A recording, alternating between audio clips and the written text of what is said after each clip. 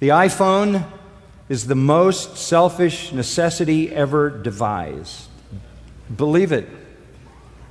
Once we used a telephone to talk to someone.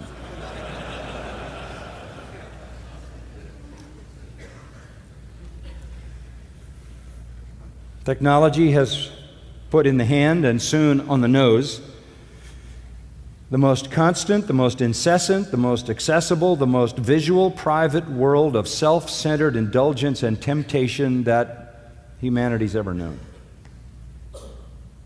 You choose your music, you choose your teachers, you choose your entertainment, you choose your Facebook friends, and like God, you become the creator of your world.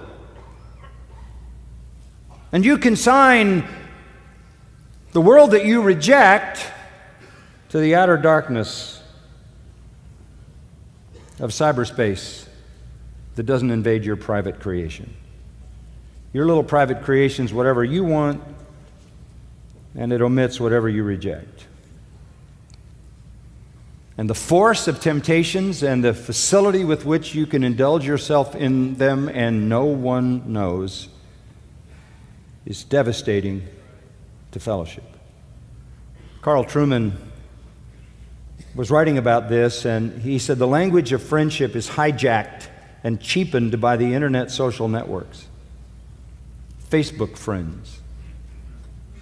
I believe this is part also of the juvenilization of the church because this is childish. Selfishness is the most clear evidence of childishness. And the younger the child is, the more selfish it is. This is the juvenilization of the church, or part of it. Carl Trueman says the language of Facebook both reflects and encourages childishness. Childishness, he says, is a textually transmitted disease.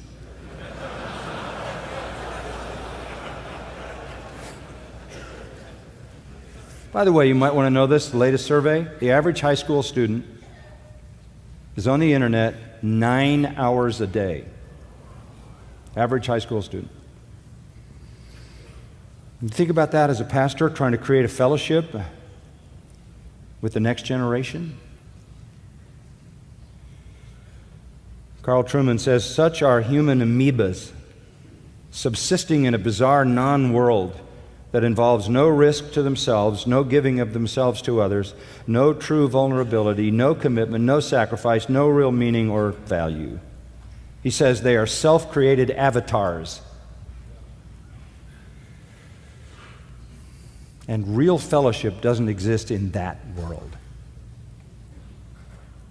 Let me say it simply. Christianity is not a private experience. Privacy devastates Christianity. The rapid trend is heading to the norm of people creating their own virtual world and virtual self, and then projecting their own virtual self, the illusion. They can upload the new creation into the Eden of the internet after they've created themselves. I tweet, therefore I am. And this is who I am. The perfect, indomitable me, self-actualized, like some technologically created science of mind projection. One writer in Reformation 21 magazine said, the culture is becoming more isolated, consumeristic, narcissistic, self-absorbed, individualistic, morally relative, and entitled. That's tough on fellowship. The evangelical church, for decades, has been trying to give the culture what the culture wants. And what it wants, says this article, is privacy, convenience, low commitment, anonymity, unaccountability, and self-actualization. Just deadly to fellowship. That's why megachurches are stage shows in a dark building.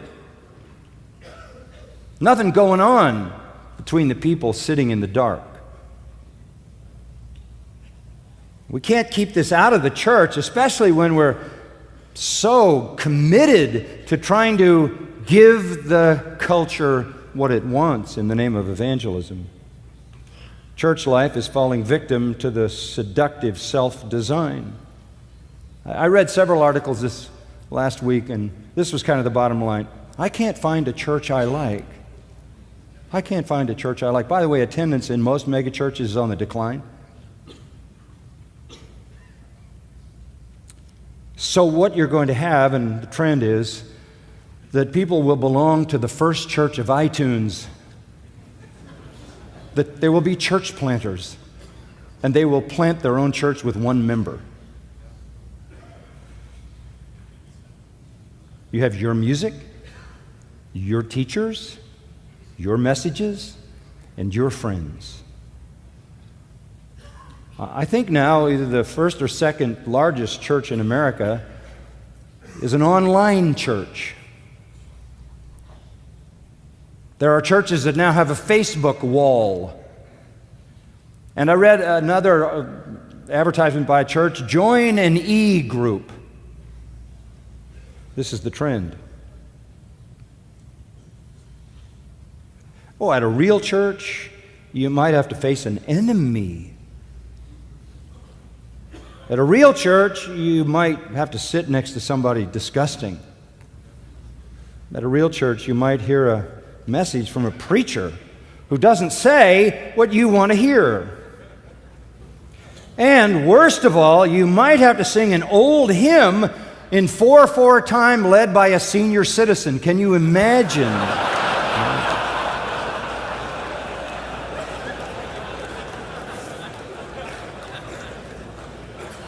Unthinkable. Inconceivable. That would be way too much for your self-created world. That's outside your self-actualization. For many, entitlement to their own view dominates. All information, all experience, all relationships are based upon their own defined entitlement. That rules out truth, accuracy, credibility, rationality, sacrifice, deferred gratification, and meaningful relationships. I read just yesterday, Louis Giglio with the Passion Church said young millennials are leaving church but going toward Jesus. That's too bad. Church is unnecessary. If you do go, it's sporadic. You go to hear something that fits your world or gets close, but you're probably going to not like something, and so you're going to maybe drift away to your own self-planted church.